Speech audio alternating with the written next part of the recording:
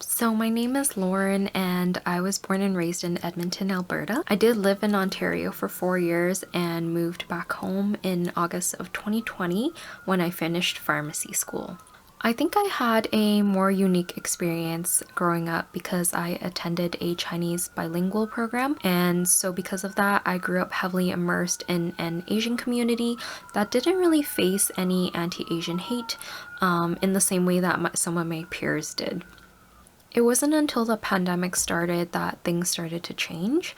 Hearing about the anti-Asian hate crimes and the incidents that spiked in cities like Vancouver and Toronto really shook me to the core because these are the cities that have the largest Asian populations in Canada. And these situations affected me in multiple ways.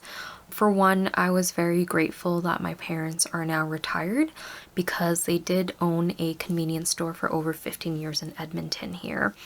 And during that time, there would be like occasional conflicts with customers and stuff like that.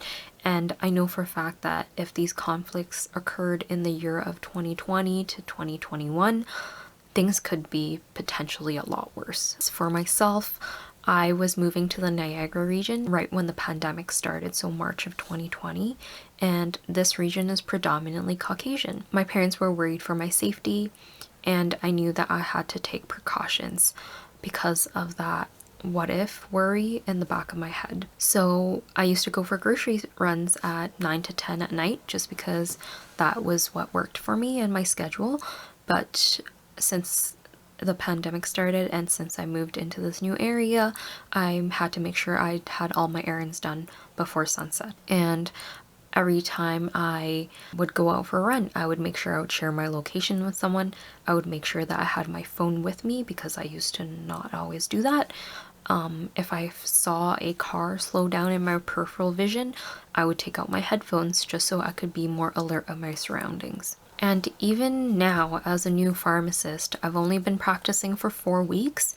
I have already been in situations where patients are not happy about me because I'm not willing to give them something that they want. When these situations are brought up at the dinner table, my parents are obviously worried about my safety and they kind of try to tell me to let things slide. And I find it frustrating because I've been working so hard to learn to stand up for myself, and now I not only have to worry about doing that, but now when I do that, I need to think about whether or not I am jeopardizing my own safety as well. I think as Asians, we were kind of always taught to remain silent, to just let things slide, to be passive.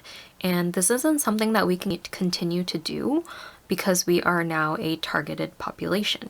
However, I do want to emphasize that when we do stand up and take a stand against anti-Asian racism, we also have to use our voices to take a stand against racism against other visible minorities as well. As we have seen since the pandemic, a lot of events have triggered the Black Lives Matter movement, and the Black community has suffered so much this past year and in the past as well. And we can't stand up for ourselves without standing up for others who have been affected and oppressed by racism as well.